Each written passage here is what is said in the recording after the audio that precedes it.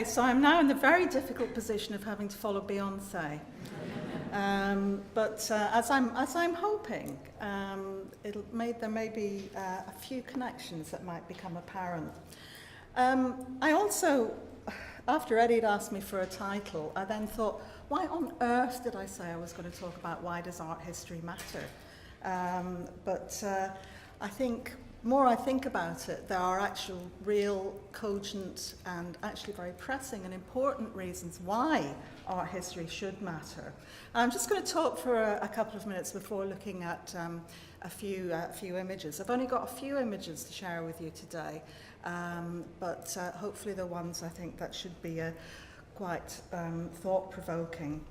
I think, there's very much a kind of a popular image of art history that is alive and well on contemporary television. Anybody who's ever watched the Antiques Roadshow, for example, will have encountered art history at work, identifying artists and placing a monetary value on paintings and other art objects. And there's, of course, slightly more upmarket versions like Fake or Fortune, or to an extent Britain's Lost Masterpieces.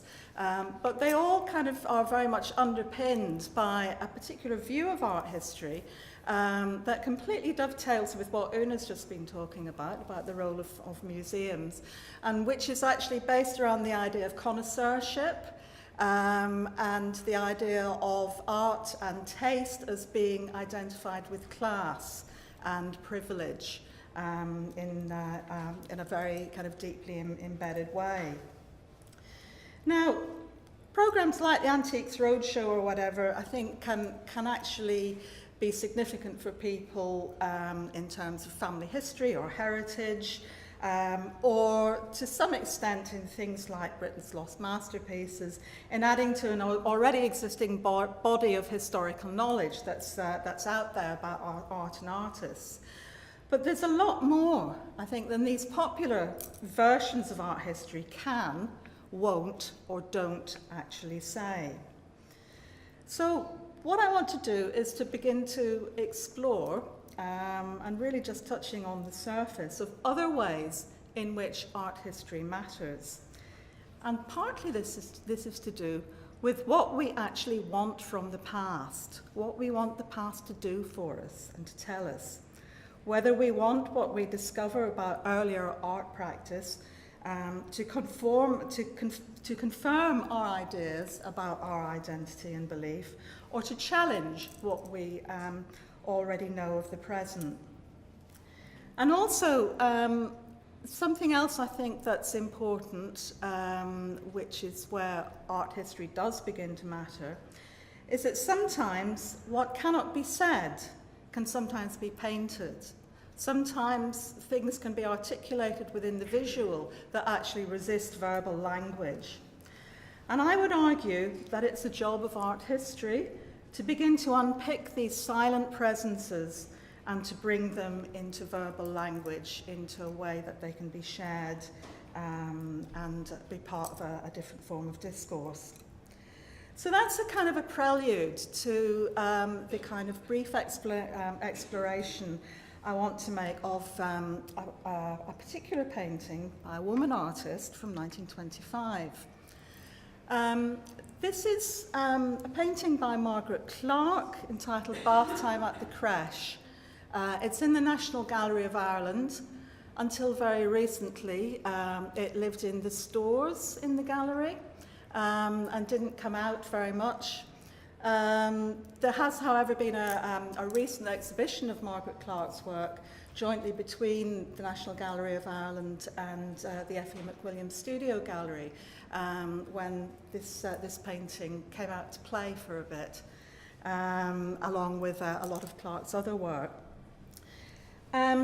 Margaret Clark occupies a fairly unfortunately typical status for many women artists.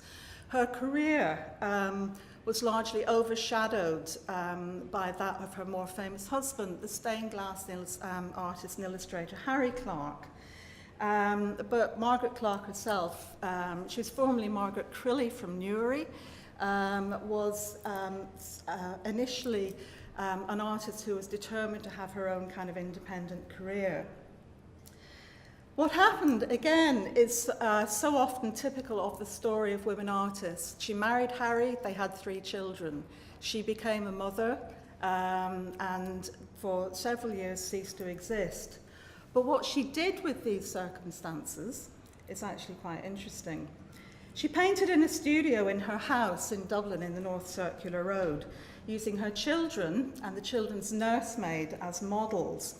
In this painting, you can actually see her, the model, the nursemaid, Julia O'Brien, is actually both of the 2 women in this painting. And there's 2 of Clark's children, and I think this is her nephew here. So she kind of made the most of the circumstances that she found herself in.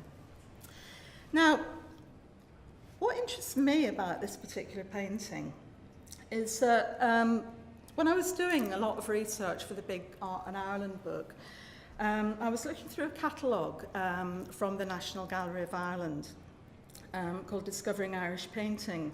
And this painting was featured in it. And reading through the kind of the blurb that was attached to it, what it actually said was, yeah, there's something really odd about this painting. There's a real kind of sense of disjuncture. The things don't add together.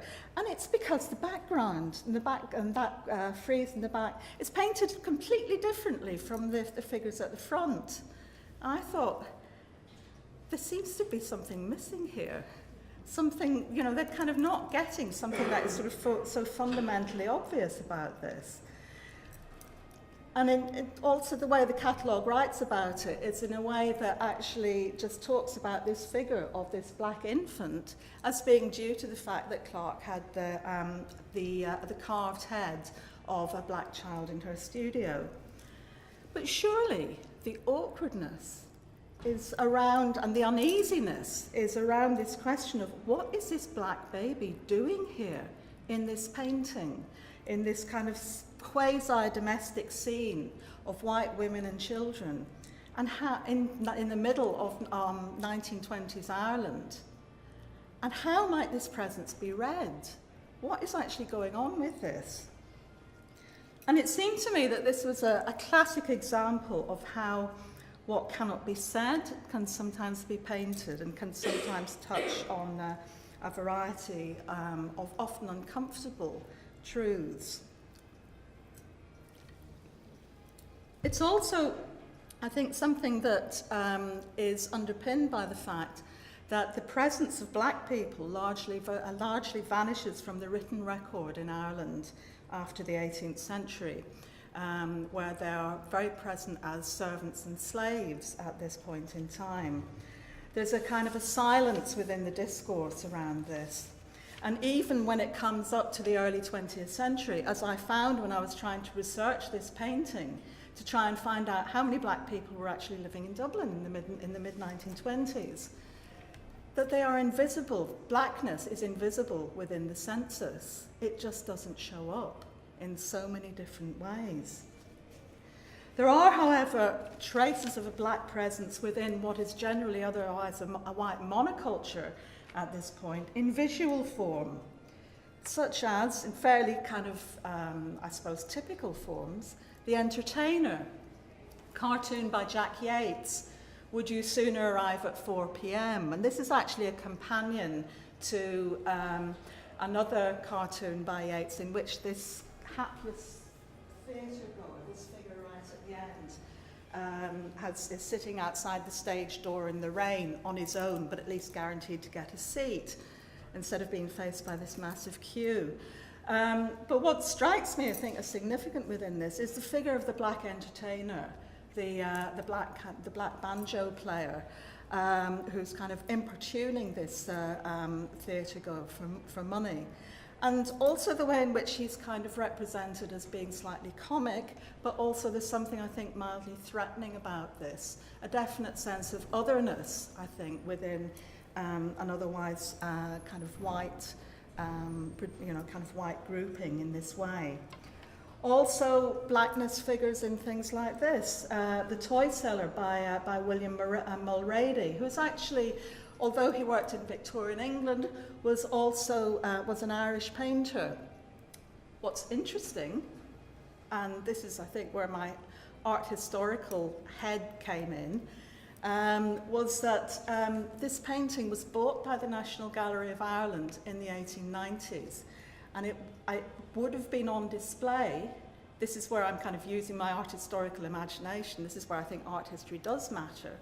At a time when Margaret Clark was a student in the Dublin Metropolitan School of Art and going and working and sketching within the gallery, there comes a point where you have to speculate. And part of that speculation is making the connection between these images of the kind of the black figure as outsider, as migrant, as itinerant, and possibly the awkwardness surrounding the black figure in her painting. So art history matters then in searching out these visual connections and suggesting readings in terms of other historical understanding, colonialism, or even ideas about race in a decolonizing society, such as Free State Ireland of the 1920s. However, there's also other important aspects of bath time at the creche, which I think are a clue to disturbing areas of its meaning, which is in the red dress worn by Julia O'Brien. It was a studio prop, and it's the same dress that also appears in paintings like Mary Magdalene by Margaret Clark, where Julia is posing once again. Mary Magdalene, as a former prostitute, is this image that's suggested of unregulated female sexuality, which of course is significant at a time in Ireland when women's identities and women's public persona are becoming increasingly controlled and regulated within the new Free State. What is significant is that she becomes, as you'll see in the next image, literally a scarlet woman. And of course, the Magdalene laundries are significant at this point. This image as well, the Foundling, allegedly probably a sketch for bath time at the creche. Again, this kind of sense of like the whole notion of the Foundling triggering off a kind of concern around illegitimacy and the control of women's roles. But also, and this I think is what is most challenging, I think, to the discourse of a kind of patriarchal white nationalism that's beginning to emerge in the state or consolidate in the state at the moment. This kind of conjunction of the black baby and the young woman looking at it, entitled The Foundling, it's a threat of miscegenation, I think, within this kind of context. So, this is why art history matters. It allows us to see the unspoken, to articulate the difficult and the challenging. And I think there's a contemporary relevance as well. At this present time, when difference and otherness are also seen as a threat to ideas of nation within our present context of Brexit and everything that goes with it. This, I think, is a message that is even more important and urgent. Thank you.